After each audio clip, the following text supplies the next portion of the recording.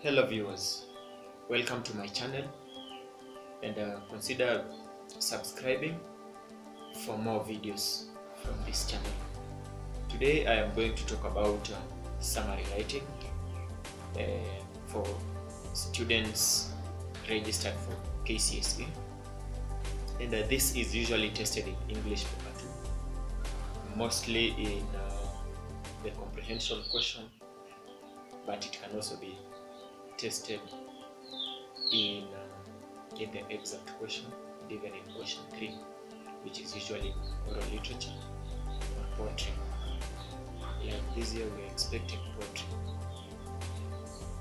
So the first thing a candidate needs to do while dealing with summary writing is look at the marks allocated to that question. If it is 6 marks, for example, that means the student is supposed to write at least 6 points, each scoring a mark. If it is 5 marks, it means the student or the candidate needs to write at least 5 points, each scoring a mark. Then what the student needs to do is to write their answers in paragraph form. This means their 6 points have to be combined using appropriate linking words to form a paragraph. It is upon the examiner to go through the paragraph and put a tick where they feel like the student or the candidate has scored. Then as the student writes, they need to avoid both syntactic and lexical errors. By this I mean they are supposed to make sure that their sentences are complete sentences and they are sensible. Or in other words, the sentences need to be both grammatical and sensible. They also need to ensure that they have no punctuation errors in each of all those sentences. And lastly, they need to ensure that they have spelled the words correctly. The reason this has to be done is because of what we call glimmers. Glimmers, or a glimmer, is a quarter a mark. Or I should say it is negative a quarter a mark because it has to be deducted from what the candidate will score. Every mistake is minus a quarter a mark or minus 1 glim. Though the good thing for the students is that each sentence can only be glimmered once. Therefore, if the student or the candidate has 10 errors in one sentence, only one of them will be used. And so the students should, to be on the safer side, they should ensure that they have no errors related to words and errors related to sentences. For example, if a student writes the word there for position instead of there for place, that is a glimmer.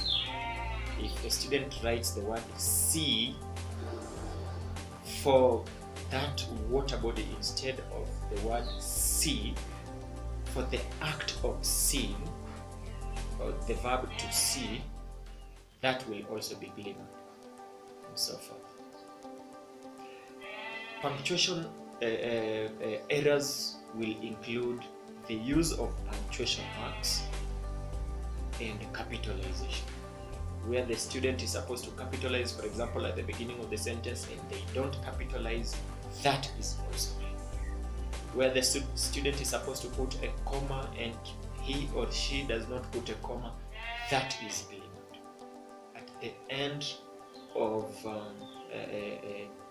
the essay, at the end of the summary written of that paragraph, they will count the number of glimmers, then total them.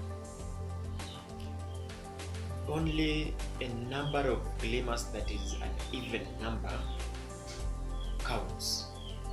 For example, or that means 2 and above glimmers will be costly to the candidate, because 2 glimmers will be combined to form half a mark, 4 glimmers will be combined to form full mark, that is subtracted from what the student will have scored.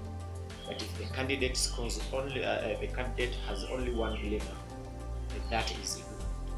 If the candidate has 3 glimmers, 1 is ignored, then 2 are subtracted from the total marks that the candidate will have scored.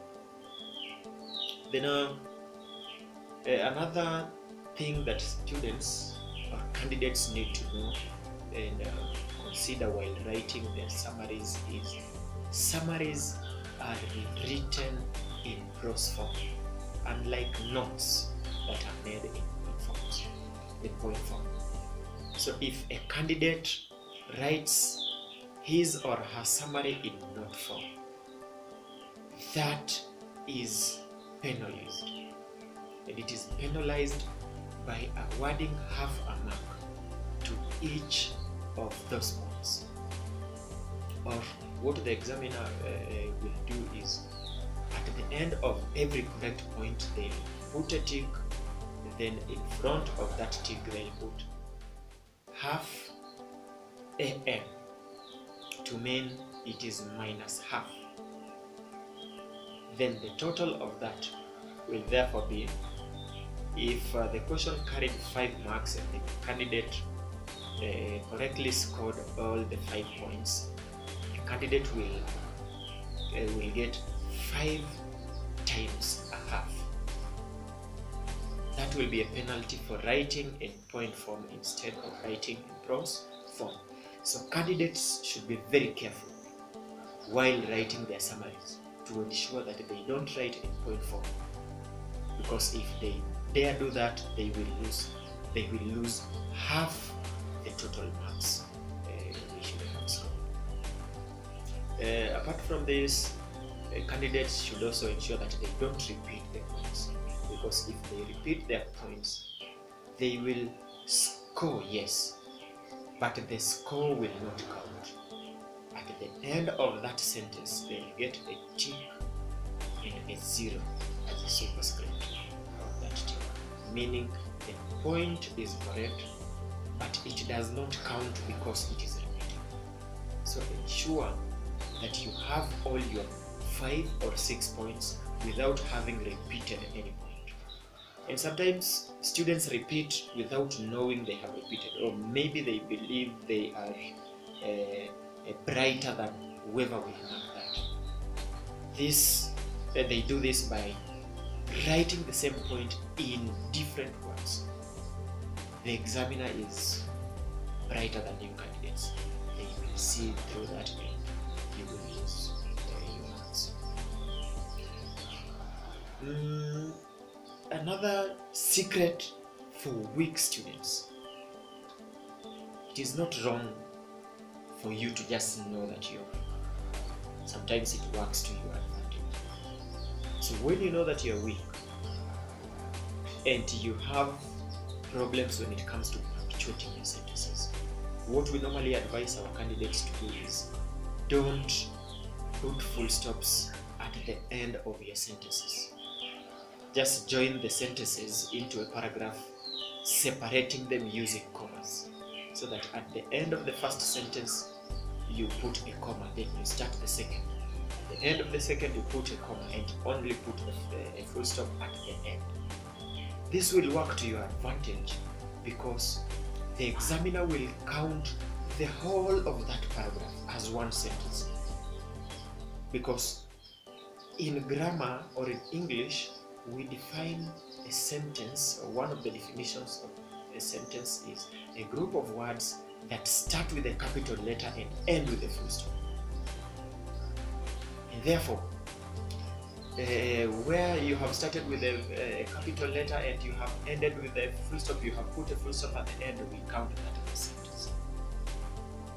So, if you will only put the full stop at the end of the paragraph, that will help you because we will only count that once. We will only count that as one sentence. Word count is another thing that we should look at.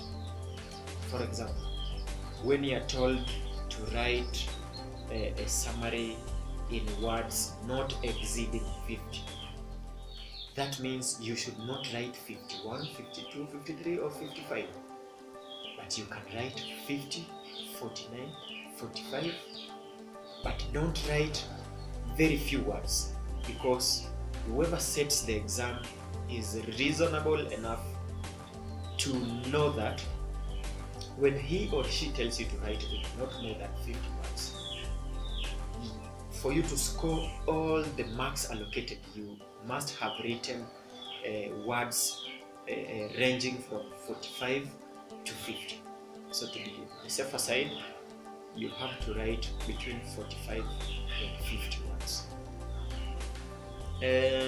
When you're told to write in not less than 50 words, in not less than 50 words, it means you have to write 50 and above, 51, 53, and so on.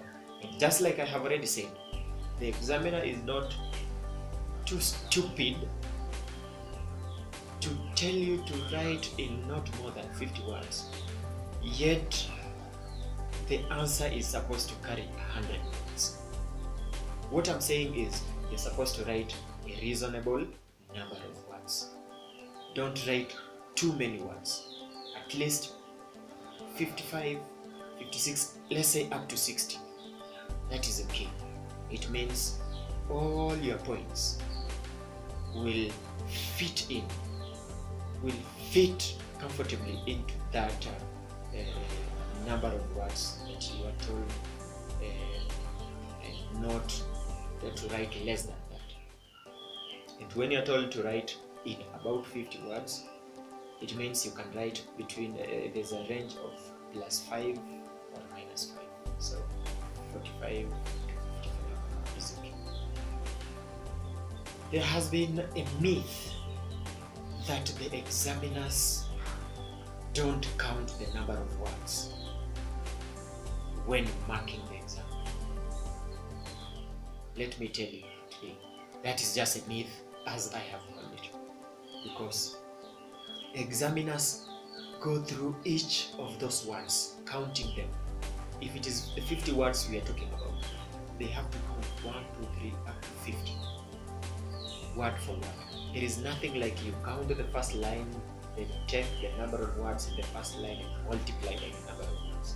That is just a myth that some people gave to us. So to be safe, ensure that you count all your words. And don't even lie to the examiner. Some candidates write, they know that they have written 70 words instead of 50 words, and down there in brackets they write 50 words, yet they know that they have written 70 words. That will not help, because the examiner will count up to 50 words and stop there. If some of your points will fall in words that come after the 50th words, the 50th word, then you will not be lucky, because they will not score. The examiner will only score up to the 50th word. That is what I wanted to share with you today. Consider subscribing for more videos.